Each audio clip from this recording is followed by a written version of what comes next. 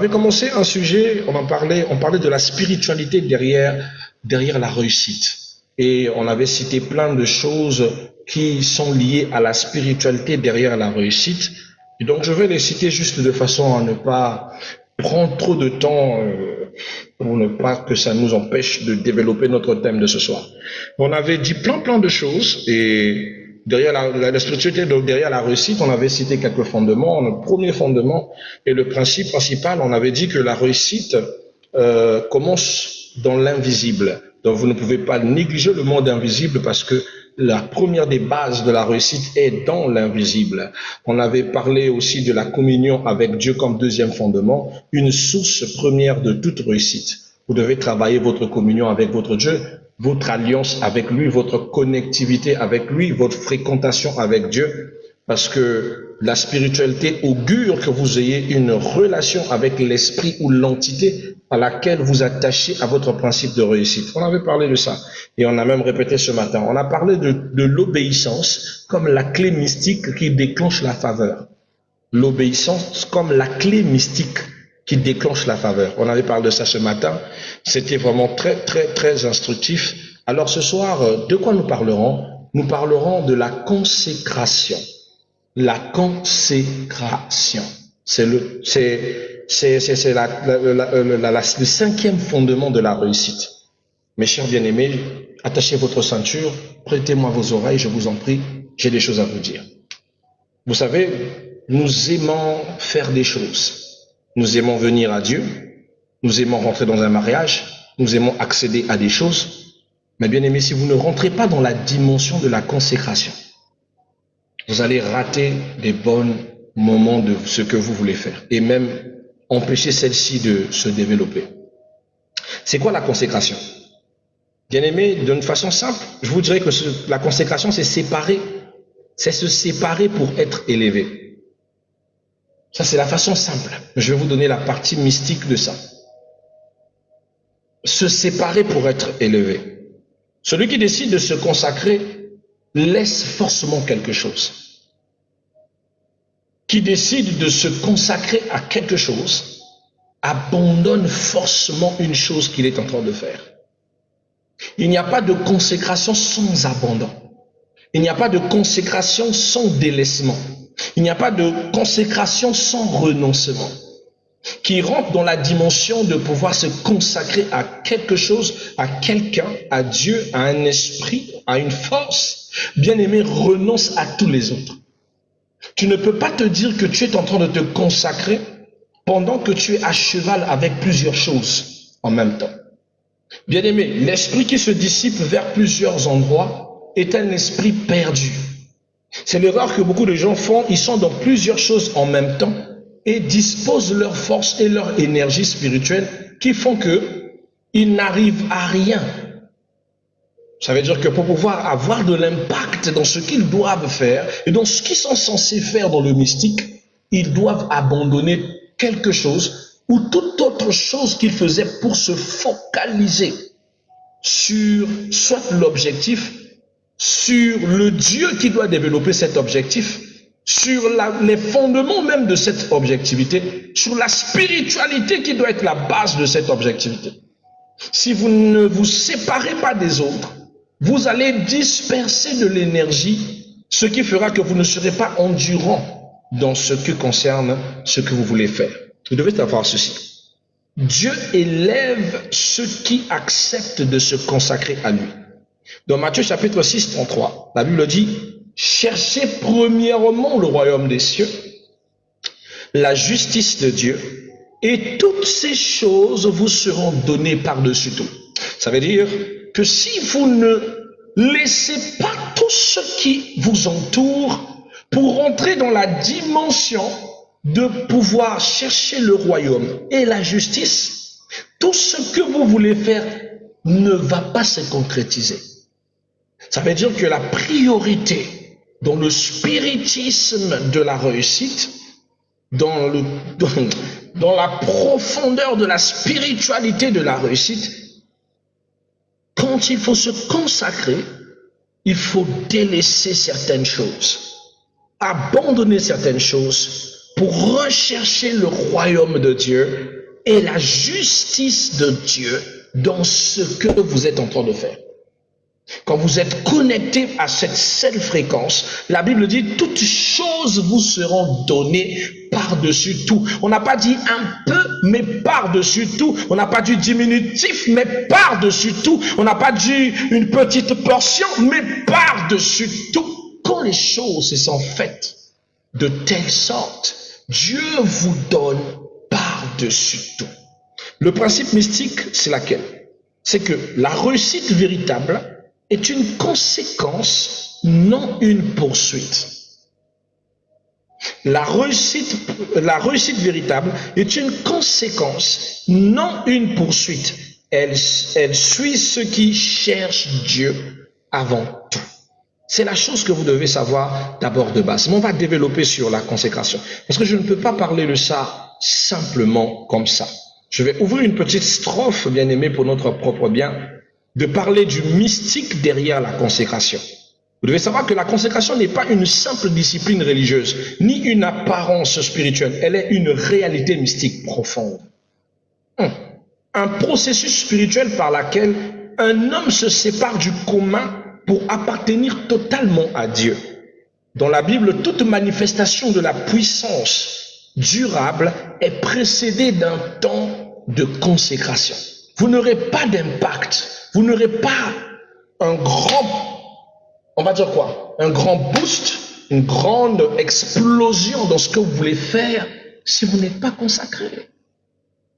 Vous aimez la puissance, mais vous n'aimez pas renoncer à d'autres choses. Ça ne va pas marcher. Vous aimez la puissance, mais vous ne voulez pas vous donner entièrement. C'est impossible. Il n'y a pas de chose à matcher avec Dieu. Ou vous vous donnez entièrement, ou vous ne vous donnez pas.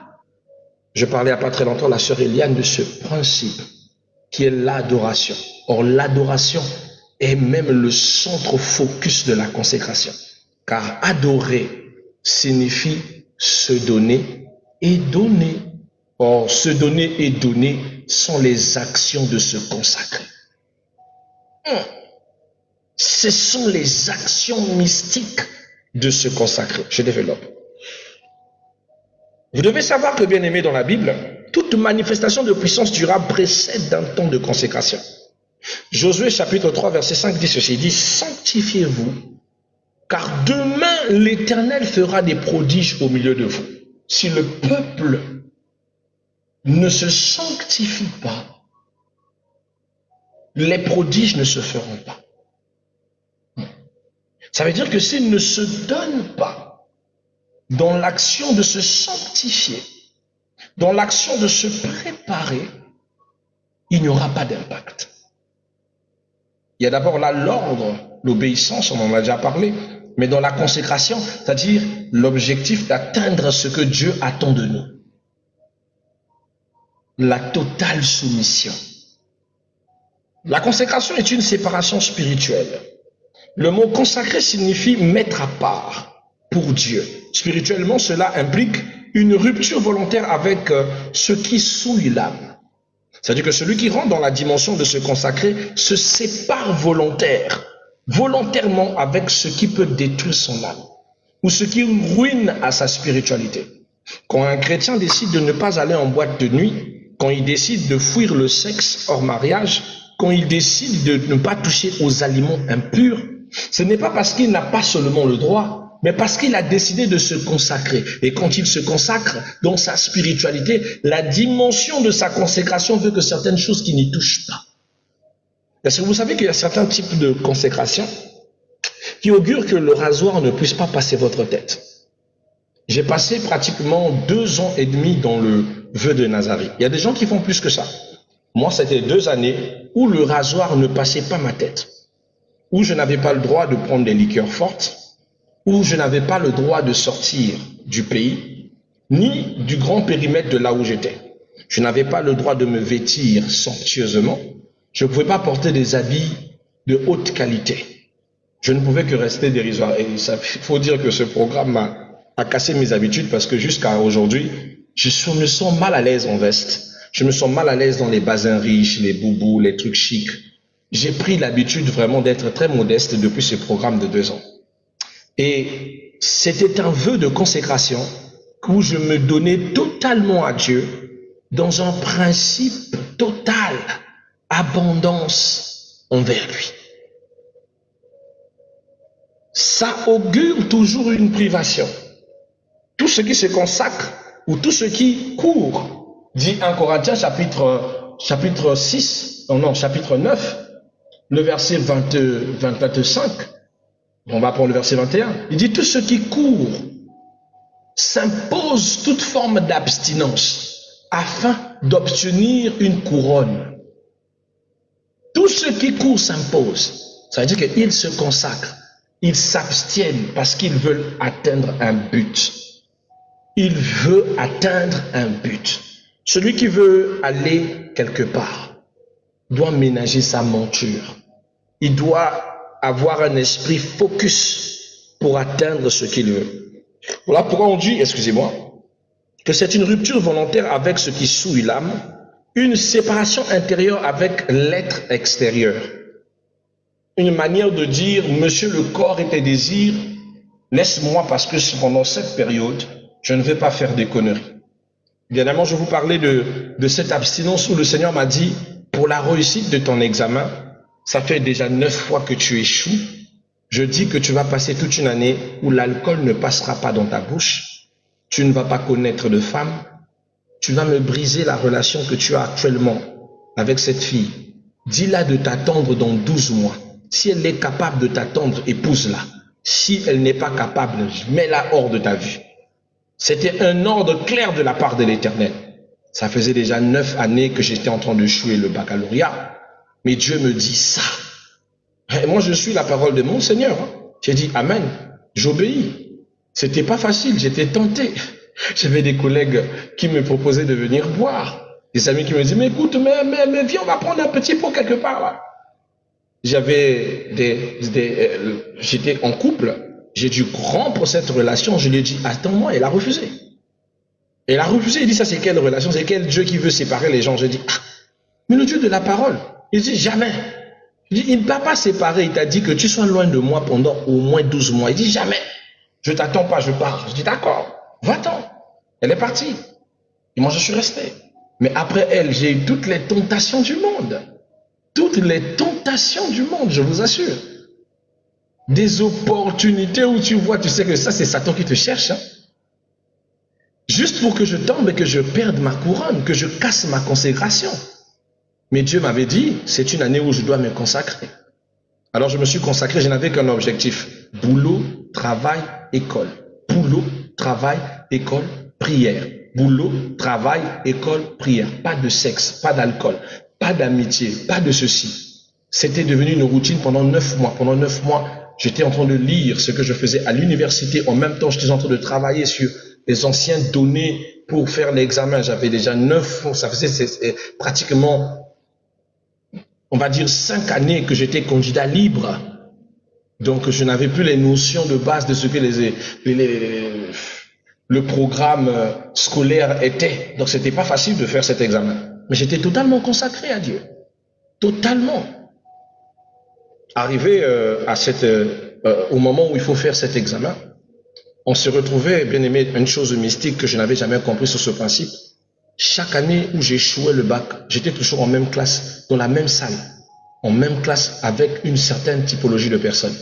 Au point où on s'est lié d'amitié. Pendant toutes les 9 années, on était toujours là. Et on s'appelait des doyens.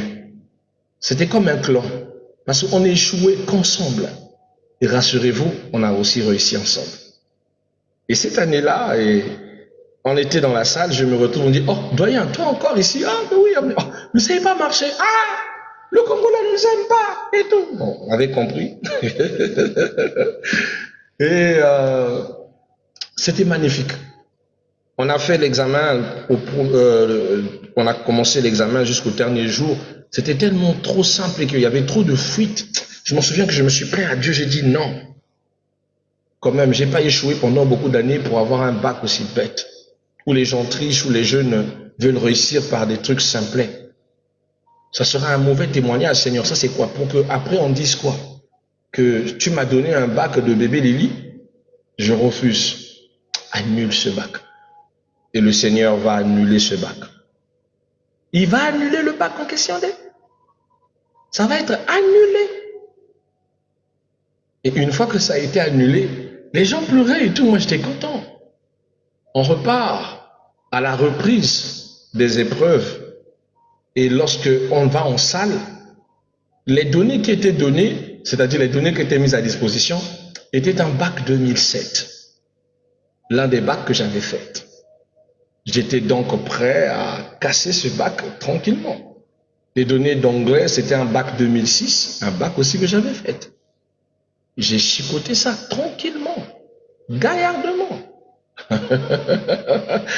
J'ai été lauréat de ce bac avec une moyenne estimable auprès de 16 de moyenne. Mais comme j'étais candidat libre, on ne peut pas me mettre en valeur. Bon, c'est pas grave. C'est aussi mettre en valeur un vieux monsieur qui a déjà fait le bac, je ne sais combien de fois, avec 16 de moyenne. Mais je rends grâce à Dieu parce que j'ai satisfait. Et cette année-là, pour ceux qui se souviennent, je pense que les sachants savent de quelle année nous parlions. Il y a eu tellement d'échecs. Comme candidat libre, en tout Brazzaville, on n'était que 119. Les écoles ont damé des néants. Des lycées publics ont fait des néants. Et la même année, je satisfais mon baccalauréat. La même année, je satisfais à mon BTS. L'année qui s'ensuit, le Seigneur me permet de satisfaire à ma licence, la première des licences, et je satisfais à la deuxième des licences parce que j'ai 2 licences dans un domaine et une autre licence dans un autre. Et après, c'est le master après. J'ai eu 9 années de retard scolaire, mais Dieu me l'a permis de les récupérer à une vitesse extraordinaire. Pourquoi? Parce que j'ai respecté ce qu'on appelle le principe de la consécration. J'ai réussi. Mais c'était pas évident, c'était pas facile. C'était dur, j'avais à un moment envie de céder, de tomber. Mais je savais ce qui était au bout du tunnel. Ça en valait la chandelle. Ça en valait de repousser certaines choses. J'ai attendu cette ex-là, elle n'est pas revenue après 12 mois. Elle est revenue le 16e mois pour me dire, oui, bon, voilà, j'étais dans une relation, ça n'a pas marché. Maintenant, je tiens à revenir avec toi comme tu as fini ton programme. Je dis jamais. Ah, si tu peux aller loin, loin, loin là-bas. Apprenez à être consacré. La consécration cause toujours les bons résultats. Et l'impact est puissant. C'est le carburant de puissance que vous avez besoin pour vivre une réussite avec impact. Personne dans la spiritualité ne peut manipuler la spiritualité s'il n'est pas consacré. La consécration fait de toi légitime dans le monde de la spiritualité. Légal pour agir en parole et en puissance. Dans d'autres langages, quand il s'agit par exemple de la spiritualité occulte, on ne dit pas consécration, on dit initiation. Celui qui est un initié a passé d'abord des temps de préparation. On lui a appris qu'il y a certaines choses qu'il ne doit plus toucher. Quand vous êtes initié à quelque chose, vous connaissez les tabous de cette initiation, que vous ne toucherez plus jamais. C'est pareil à celui qui est consacré. Il reçoit une investiture, une puissance, un esprit, une grâce, une dimension et aussi une vie. C'est-à-dire que ce n'est pas seulement le fait de refuser la chair, le sexe, mais c'est aussi revêtir l'esprit avec laquelle tu as fait l'alliance. Ah, est-ce que quelqu'un m'écoute? On dirait que je parle, tu ne m'entends pas. Celui qui se consacre, il revêt l'esprit avec laquelle il a fait l'alliance avec. Celui qui est initié, il reçoit le droit de revêtir l'esprit de ses ancêtres. Celui qui est consacré reçoit l'investiture de l'esprit total, dans l'agissement total de la divinité avec laquelle il a contracté. Voilà pourquoi un pasteur ne peut pas travailler en la même dimension qu'un simple fidèle. Voilà pourquoi mon impact ne peut pas être pareil à la vôtre. Mais elle peut même dépasser si votre niveau de consécration dépasse la mienne. C'est possible. J'ai rencontré des fidèles avec une spiritualité qui fait peur au pasteur. Tellement qu'il se donne plus que le pasteur. Il est plus consacré que lui-même le serviteur de Dieu.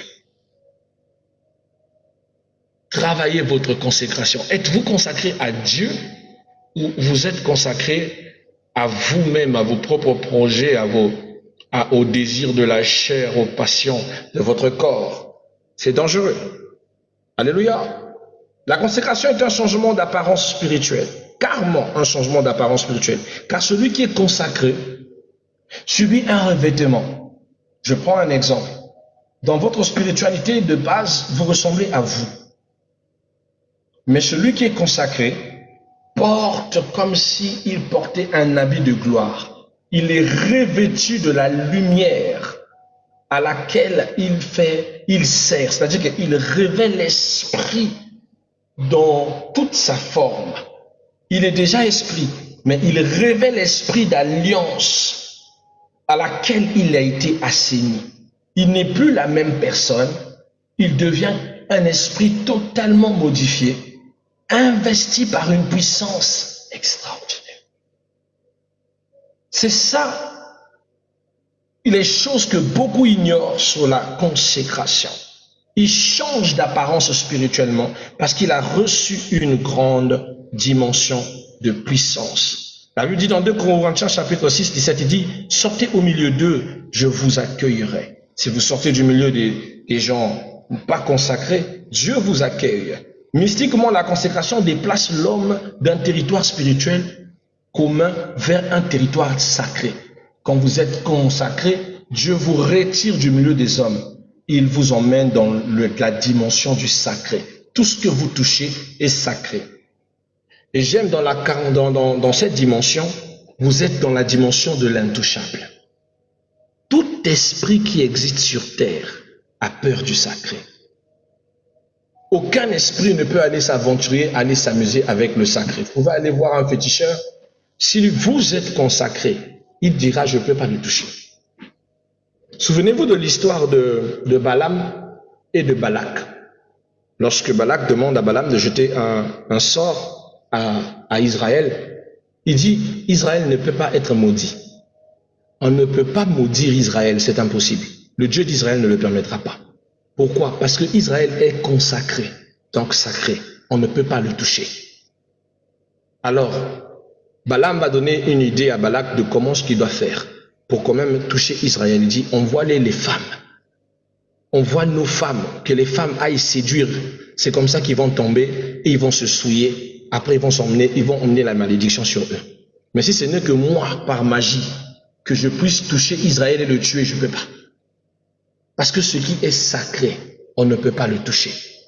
On ne peut pas le combattre. Quand ce que vous faites comme projet, comme votre foyer, comme votre business a atteint le niveau de la consécration à cause de vous, personne ne peut le toucher. Votre foyer bouge tout le temps parce qu'elle n'est pas consacrée. Vous n'avez aucune consécration avec votre Dieu. Revoyez un peu votre spiritualité. C'est très important. Amen. Qu'est-ce qu'on peut encore dire because of times? Nous pouvons dire aussi que la consécration est une clé d'accès au monde spirituel. Personne n'accède au monde spirituel sans passer par la consécration. Tu peux ressentir les choses de l'esprit, mais avoir la clé d'ouvrir le monde spirituel et d'y accéder quand tu le veux, tu dois être initié. Et notre initiation à nous, les chrétiens, c'est la consécration. Ce n'est pas comme les autres où ils doivent passer sur, je ne sais quoi, dormir dans un cercueil. Nous, c'est se donner et donner. Tu dois rechercher cette dimension-là, bien-aimé, si tu veux vraiment impacter puissamment dans le monde spirituel. Dans les Écritures, Dieu ne se révèle pas à tout le monde de la même manière. C'est une chose que vous devez savoir. Il y a des niveaux de révélation réservés aux consacrés. Je prends l'exemple. Moïse monte sur la montagne dans Exode chapitre 24. Daniel se purifie avant les visions dans Daniel chapitre 10. Moïse n'a eu pas besoin de se purifier. Il est juste monté et Dieu l'a révélé. La Bible dit, Jésus se retira avant les grandes décisions. À chaque fois qu'il fallait prendre des grandes mesures, Jésus se retirait pour aller écouter Dieu, pour rentrer dans le spirituel, pour rentrer dans le spirituel, pour rentrer dans le spirituel. Luc chapitre 6, 12. Vous devez savoir que le mystique ici, c'est que la consécration ouvre le sens spirituel. Il affine la perception, il rend l'esprit réceptif au mystère divin. La consécration, il rend l'esprit très réceptif au mystère divin. Vraiment, je vous le conseille. Dans le livre des Psaumes, chapitre 25, verset 14, la Bible dit, « Le secret de l'Éternel est pour ceux qui le craignent. Le secret de l'Éternel est pour ceux qui le craignent. » Ou encore ceux qui lui sont soumis, ceux qui sont consacrés à lui. Une autre chose que tu dois savoir de la consécration, c'est que la consécration est une mort avant une manifestation. Celui qui est consacré accepte de se donner, c'est-à-dire de mourir et de revivre. Dans la période où tu es en train de te consacrer, tu t'épuises.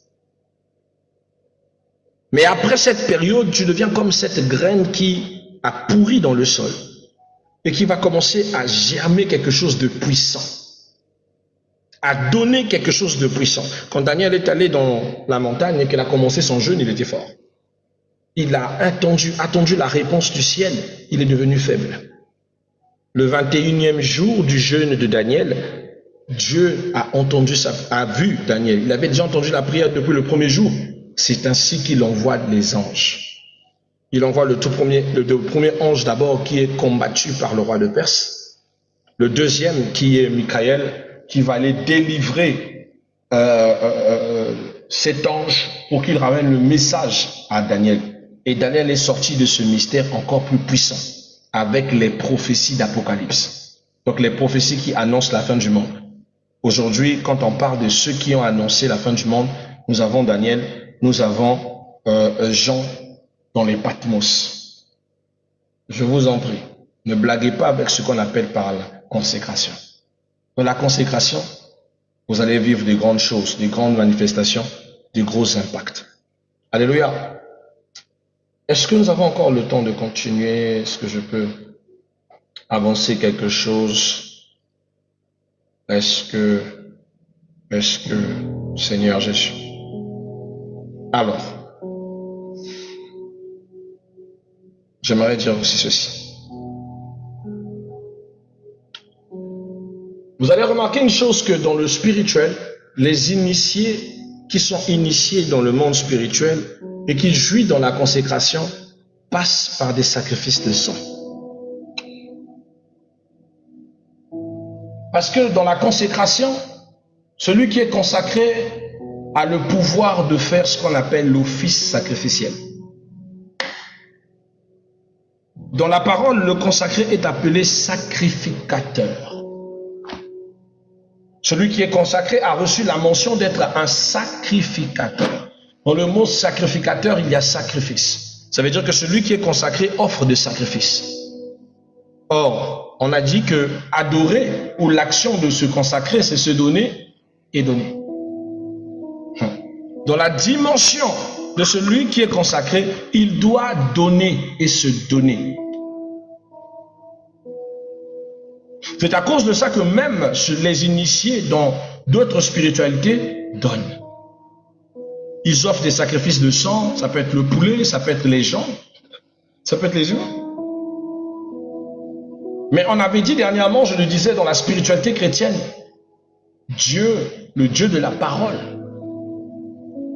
n'aime pas le sacrifice de sang. Voilà pourquoi il a fallu qu'il y ait un sacrifice ultime qui soit offert pour que le sang ne puisse plus être versé. C'est le sang de Jésus-Christ qui nous a donné accès de ne plus verser le sang. Mais ce que l'Éternel veut dans le sacrifice de la consécration, parce que ça doit exister, ce sont les libéralités. C'est quoi les libéralités? Les libéralités, ce sont les actions que vous donnez à Dieu, des choses que vous donnez à Dieu de votre propre cœur. Ce sont des choses que vous mettez de côté, que vous renoncez pour mettre à disposition à Dieu de votre propre cœur. Ce n'est pas pour obtenir, c'est pour mettre au service de Dieu. C'est différent. Hein? Oh non, j'ai donné pour que Dieu me bénisse, c'est faux. J'ai mis au service parce que je suis consacré et j'ai décidé de mettre des choses qui m'appartiennent au service de Dieu pour que ça l'appartienne maintenant. C'est différent. Ça, c'est le sacrifice dans la consécration.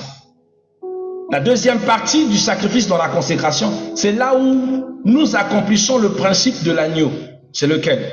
Jésus était lui-même souverain sacrificateur et lui-même était l'agneau. Ça veut dire quoi? Ça veut dire que lui-même s'est sacrifié pour nous. Et c'est la dimension où nous aussi, sacrificateurs, devons offrir à Dieu nos propres corps, nos propres membres, comme nous explique le livre de Romains chapitre 12, le verset 1er. Il dit, offrez vos propres corps, vos propres membres, afin d'être un culte raisonnable. C'est-à-dire que le culte ne sera raisonnable et l'esprit ne descendra, la faveur ne sera descendue et la consécration ne sera vitale et puissante que lorsque vous allez vous donner.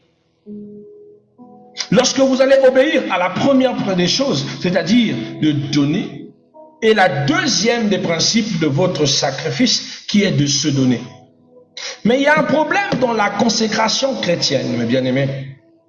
C'est que dans la consécration chrétienne, on ne se donne pas, Dieu ne veut pas d'un sacrifice mort. Pendant que le diable, lui, par contre, qui aime copier Dieu, cherche des sacrifices morts, des sacrifices de sang, des sacrifices des personnes qui décèdent. Mais le Dieu de la Bible, lui, ne veut pas d'un corps décédé. Il veut d'un sacrifice vivant. Comme le dit Romains chapitre 12, verset 1er, il dit un sacrifice vivant saint, conscient, un sacrifice raisonnable. Ça veut dire que Dieu cherche un sacrifice qui réfléchit. Ça veut dire que le sacrifice que Dieu attend, c'est vous. Vous qui vous devez vous mettre sur l'autel de Dieu, en vous donnant encore et encore, en restant réfléchi, en restant focus sur lui. Et la Bible dit, ainsi vous devenez un sacrifice saint et agréable. Vous serez agréable que lorsque vous allez vous donner, que vous allez vous confier sur l'autel des parfums en sacrifice. Alors là, l'adoration sera complète. Et cela sans contrainte, parce que ce geste doit être fait en vérité et en esprit. Alors là, l'adoration est complète et parfaite. Et la consécration a toute sa place. Vous ne pouvez pas vous dire que vous êtes consacré et vous n'êtes pas dans le sacrifice. Et que vous n'êtes pas vous-même un sacrifice. Tant que vous n'êtes pas vous-même un sacrifice, et tant que vous n'offrez pas de sacrifice, vous n'êtes pas un sacrificateur, car un sacrificateur a pour rôle de sacrifier, d'offrir des sacrifices. Un initié dans le monde obscur est un sacrificateur. Voilà pourquoi ils offrent des sacrifices de sang. Nous, le sang a déjà été versé, c'est Jésus. Nous nous offrons nous-mêmes un sacrifice de vie. Voilà pourquoi notre impact est plus puissant que le leur.